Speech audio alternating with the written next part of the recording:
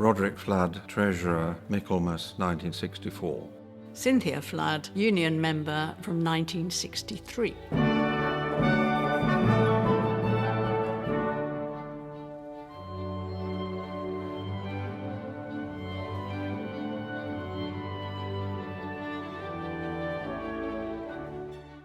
I came up to Wadham in 1961 and immediately joined the union. I'd been heavily involved in politics. My father was a Labour candidate for a later Labour MP, so it was natural to join the union and the Labour Club as the first things I did, I think.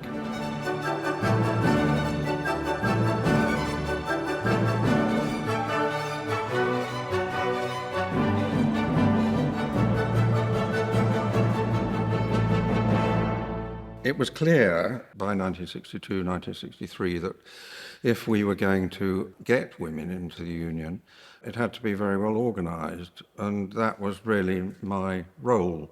I mean, Michael proposed the motions, Judith Oakley was a kind of a figurehead, so to speak, but my role was, because I'd had all this experience of Labour Party organisation and politics and the CND and so on, was to organise it all. So when I met Roderick, I discovered to my horror that he was interested in the fact that he was a prominent member of the university. So if you went to the cinema, he would look around to see who else could see him there. I thought, do I really want this? However, eventually I decided I did want it. And then I became a girlfriend. Now, I can't remember, when did women get into the union? I didn't help with the getting of the women into the union, did I? No, you didn't. You had other girlfriends then? Yes.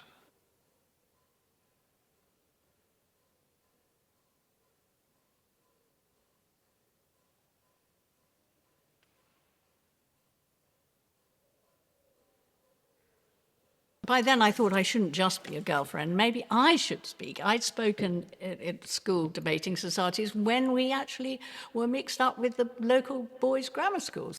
But the more I thought about it, this is a different world. This was dominated by old Etonians. They had a stock range of jokes and put-downs, and they were so well trained in it.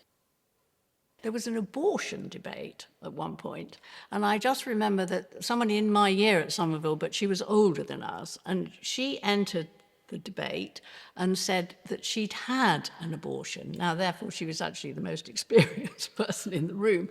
And then I just remember she had to put up with an awful lot after that. Heckling and so on. Well, heckling, I mean, from these little schoolboys around.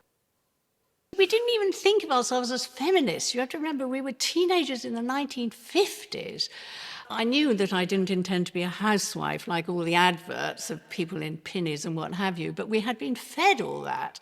And so it was quite difficult to think of yourself as a feminist. You were just standing up for women when you were put down, if you see what I mean. We were endlessly told that the men were better.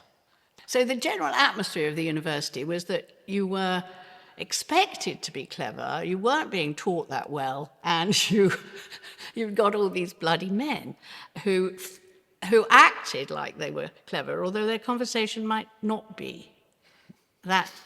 And they were very put off if you said you read Greats and you came from Somerville. That was quite useful. It got rid of a whole load of people, and you were left with nice men.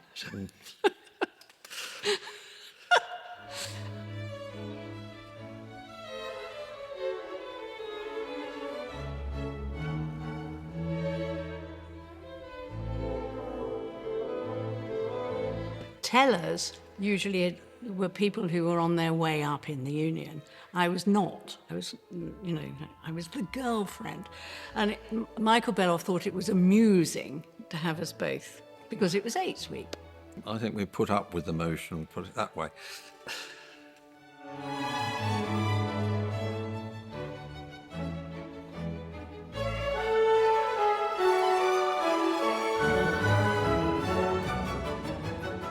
We got married at the end of my third year, so when I graduated, we decided really, I suppose, that it would really be much more simpler to get married than to have to keep cycling backwards and forwards to each other's digs across North Oxford. So it was a kind of practical decision. I had apparently, on arrival at the college day one, signed away my right to get married without the permission of the governing body. So when I told my ancient history tutor, my moral tutor, that I planned to get married, she spent an hour telling me how, had I wished to get married, I should have gone to a non-collegiate university, such as London, she says, with. And she argued and argued and argued. And then luckily, after an hour, Roderick rang up to find out where I was. And I heard her say, "You must come over now." And so Roderick appears, and he is given she says, "What are you studying this term?" And he said, "Medieval political theory," and my heart stopped. She conducted a viva, at the end of which he passed. But Yes. she turned to me and she said, "Cynthia, I will let you marry Roderick. I couldn't have let a Somervillian marry somebody who wasn't an intellectual." Now, I felt so angry with her at that point, but I realised I had to say thank you very much. So the next day, it's Dame Janet. And so I arranged my schedule for plenty of time to argue the case. And she says, "Oh, good, it'll be an extra room in college."